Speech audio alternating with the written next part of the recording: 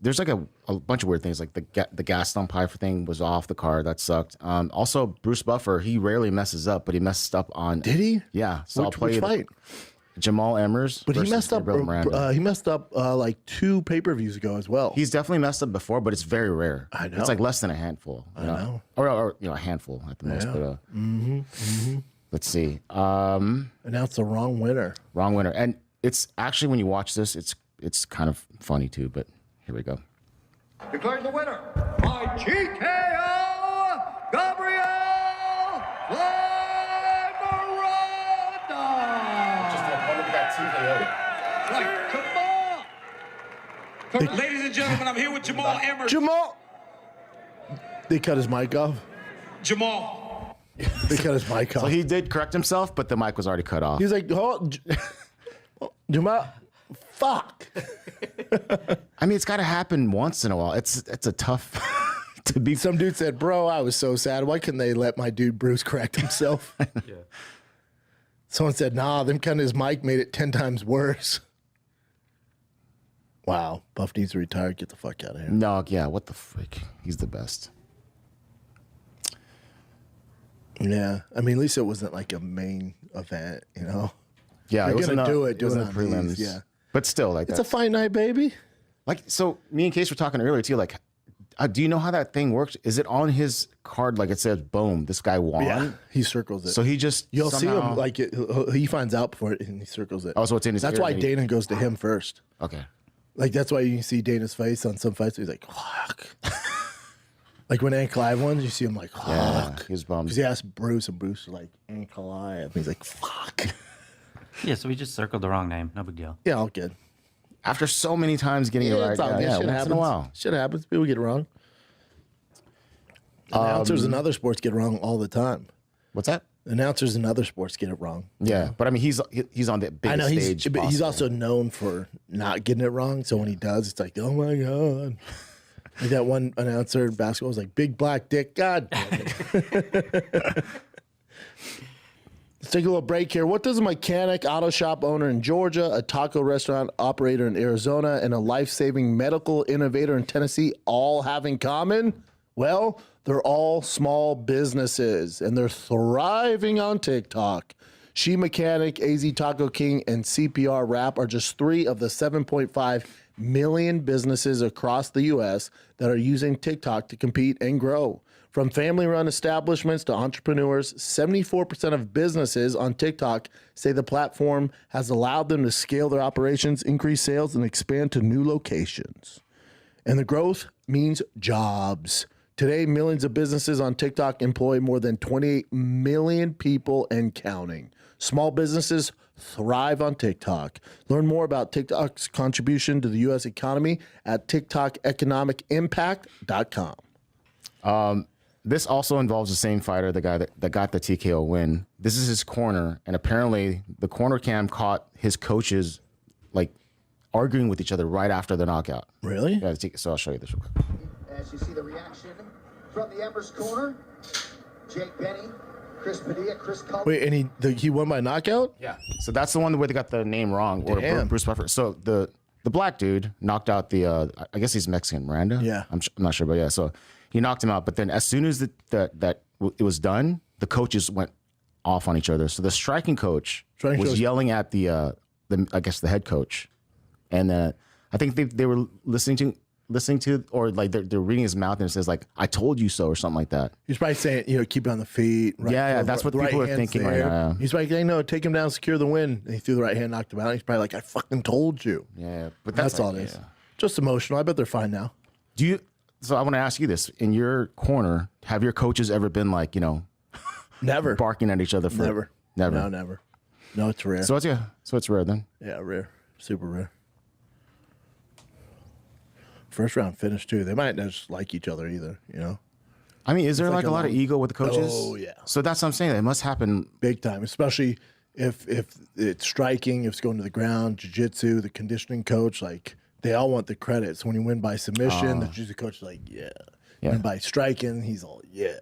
It gets bad.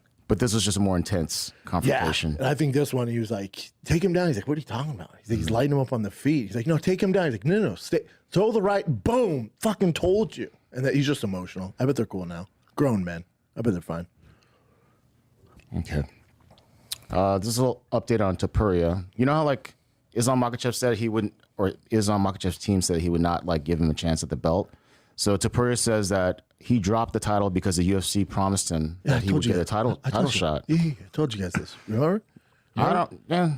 If you think Topuria is leaving 145 to go up to 55 and lose out on pay-per-view points, you're dumb. There's no way. He was called the UFC, was like, hey, I'm thinking about dropping out. And they're like, all right, if you do, you can take a significant pay cut and you'll be fighting bigger, stronger guys, and you're not going to fight for a title. There's no way he'd be like, oh, I'll just keep cutting weight and making more money. There's no way. There's no way his team would allow him to do that. It's the fight business. It's prize fighting. Guarantee you, the UFC was like, all right, if you go up, we guarantee you a title shot. Now, Makhachev can say whatever he wants. He doesn't call the shots. I know he's the champ. It doesn't matter. Makhachev's going up to, if Makhachev refuses to fight Topuria, that means Makhachev's just going up to 170. But Topuria's fight is going to be for the belt. Whether Makhachev goes up, so it's for the vacant belt. But either way, he's either fighting Makhachev for the belt or he's fighting for the vacant belt. Period. There's no way he would just leave 45 and abandon the pay-per-view points, which are impossible to get, and take a huge, you're talking 7-figure pay cut just to go up to 55. Not possible. He's not that dumb.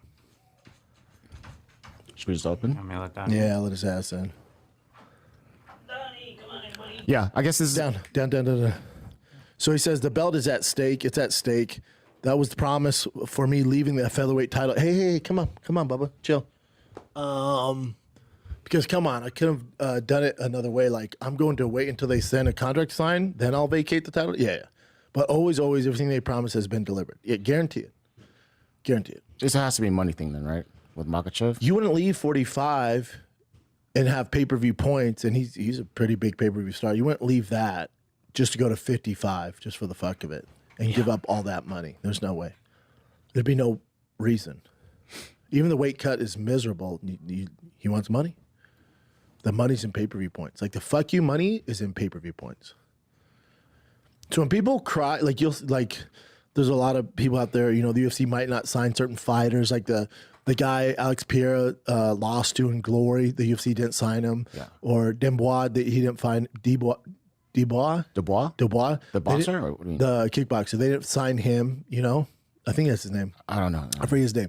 But those high-level guys that they're not signing, the UFC's doing it because A, they don't have to. It's just it's not 10 years ago. They don't have to do it. B, the UFC's whole thing is to start out, we're going to pay you 20 and 20 or 40 and 40, 50 and 50. Once you earn your keep, you have the potential to make life-changing money. So the reason you're going to sign with the UFC and make less money than from Ryzen or One Championship or wherever you're coming from is because the potential to make millions is in the UFC. The UFC is never going to sign a guy coming over from any organization and pay him top dollar what he's worth off the bat. Because in all honesty, what you did previously at these other organizations doesn't mean shit unless you're in the UFC. It just doesn't. I know, 2-time world champ here and do this. Cool. D. Ritter's making less money coming over to the UFC. But the potential to become a global megastar is only in the UFC. So UFC's going, yeah, we'll start you off at 20 and 20, 40 and 40, 60 and 60. Win those 3 fights, and we're cooking. And then once you are of value to us and we can market you, then we'll pay you your worth. But you have to prove your worth because we have a ton of guys. We have more guys than we need. So everyone's like, oh, I can't believe it. They're different. They're not signing these guys. Yeah, because UFC's going, no, we're not going to match the money you're making over in Ryzen or whatever the fuck it is. Prove your worth, and then you have the potential to make life-changing money. You can't get that anywhere else. So everyone crying, oh, they're not signing these big prospects. No, that's not their business model. Figure it out. It's not their business model. Their business model is Sure, you're a big deal over there, but you're not in the UFC. We have the best of the best. Come over here, you can get thrown some there's no warm-ups. You can get thrown some dogs. We're not going to pay you $1 million out front, and you come in here and lose to a guy nobody's ever heard of because you can't grapple. You have a hole in your game. And like the UFC not signing that guy that beat Alex Pierre and Glory, we don't know about his wrestling. We don't know. We really don't know about his grappling. So UFC's like, no, we're not going to invest $1 million in that guy and comes over and gets fucking eaten alive. Prove that you can get by some names that we have here, which can be tough, and then we'll pay you your worth. That's just the way it goes. Do I agree with it? No. I think guys should be taken care of, but that's their model. That's their model.